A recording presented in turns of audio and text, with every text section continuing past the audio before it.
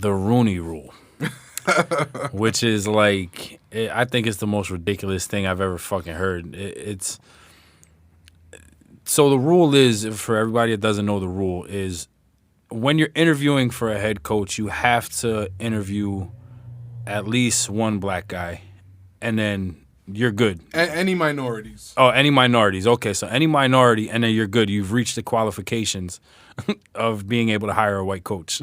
Yeah. So I don't like it. I don't agree with the rule.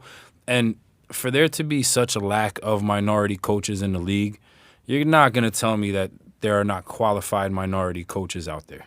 Yeah. I'm not buying that. Who plays football? Yeah. Black guys. Yeah, for real. The fuck do you mean? The fucking what? Like whatever they say, 70% of the league is African American. Like you said, we barely have any minority coaches. We have Anthony Lynn for the Chargers, Mike Tomlin for the Steelers, Ron Rivera with the Redskins, and Brian Flores for the Dolphins. Yeah. So that's 4 out of 32. Yep. So 28 teams have white guys.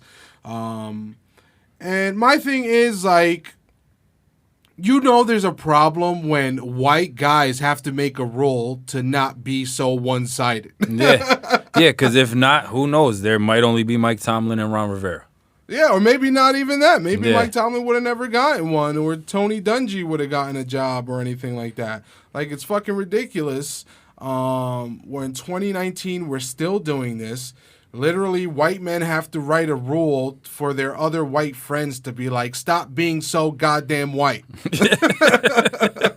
Like, how fucking childish is that? Like, just fucking call another person. See if they're a fit for your team. What the fuck does it matter if he's Spanish, if he's black, if he's Asian? If he's a good coach and you feel like he could get the job done, just fucking hire him. We don't need this goddamn rule like a child. You must share with everyone, not just your best friend.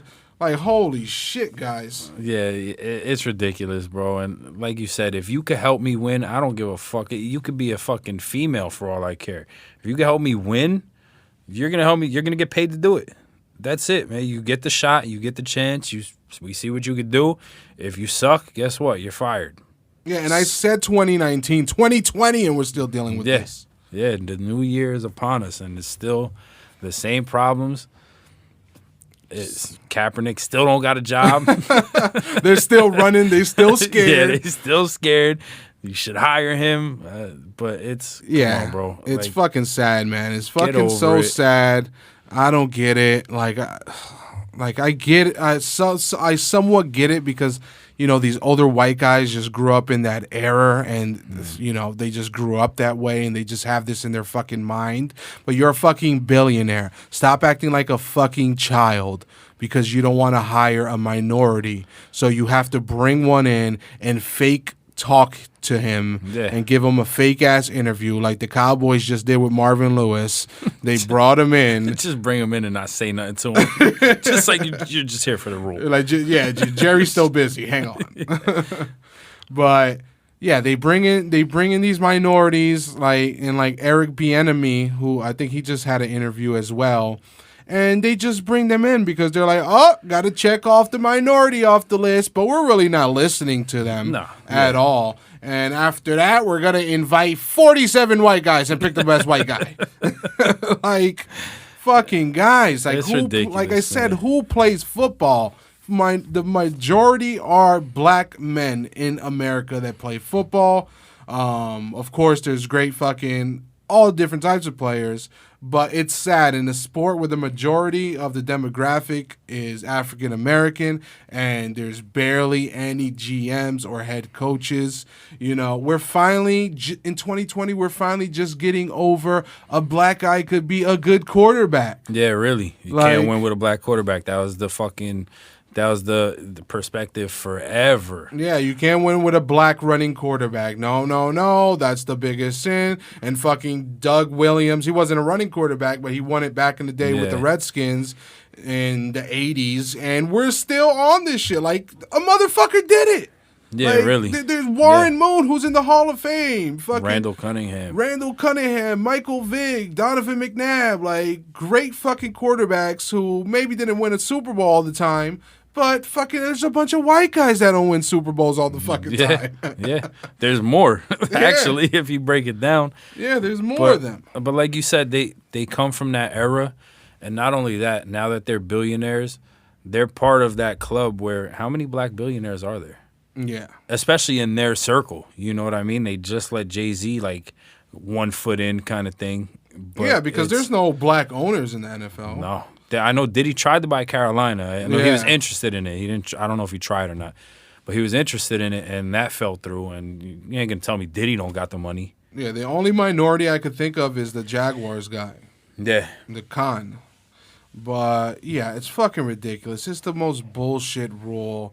It's crazy that we even have to fucking make a rule for this. It's so fucking sad and childish. Get fucking over it. Hire the guys or interview the guys who are qualified, not just all the fucking white guys because you feel like you could go to lunch with him. Like, just get over it. It's a fucking shame that we're still dealing with this in 2020. We're like in the future when we were kids. Yeah. 2020 was like 2020. They were supposed to be flying cars and everything else. Yeah, it was gonna be a different fucking world, and we can't even get minority coaches. Yeah, we're still saying, "Ooh, his color." Like, come on, get the fuck out of here. Get over yourself. And you see it because it's like when the the Texans owner McNair came out and he said like his players were like his prisoners or something. Yeah, that was ridiculous. And the Clippers guy,